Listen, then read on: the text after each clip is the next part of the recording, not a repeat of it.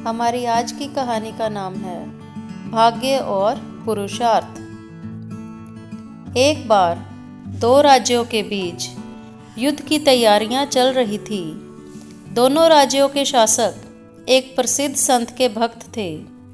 वे अपनी अपनी विजय का आशीर्वाद मांगने के लिए अलग अलग समय पर उनके पास पहुंचे।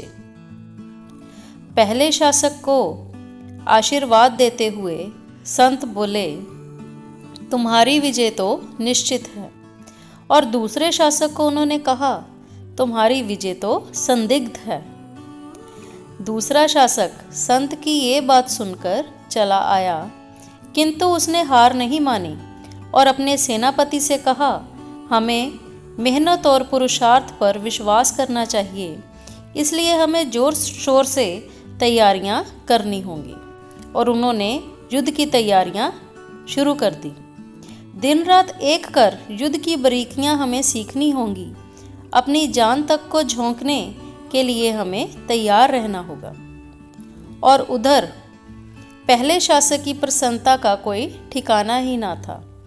उसने अपनी विजय निश्चित जान अपना सारा ध्यान आमोद प्रमोद व नृत्य संगीत में लगा दिया।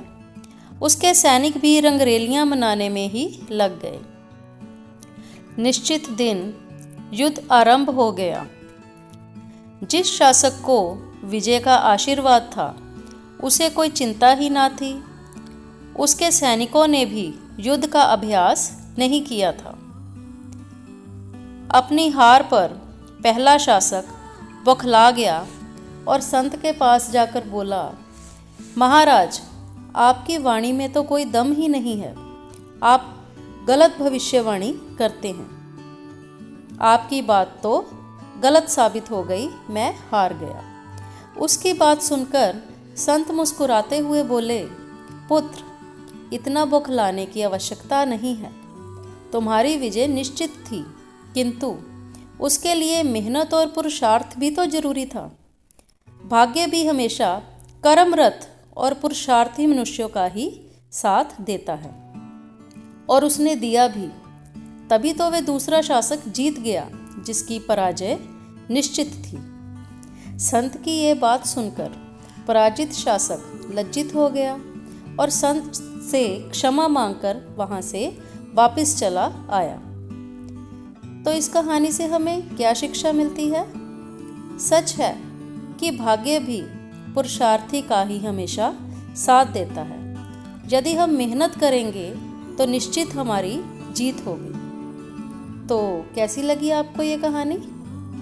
आपको ये कहानी अगर अच्छी लगी हो तो हमें कमेंट बॉक्स में जाकर बताइए कि ये कहानी आपको कैसी लगी। और यदि आपने अभी तक हमारा चैनल सब्सक्राइब नहीं किया तो उसे भी सब्सक्राइब करें और साथ में बेल आइकन को भी ज़रूर दबाएं, ताकि हमारी आने वाली सभी नोटिफिकेशंस आप तक पहुंच सकें। तो मिलते हैं आपसे अगली कहानी के साथ। तब तक के लिए धन्यवाद।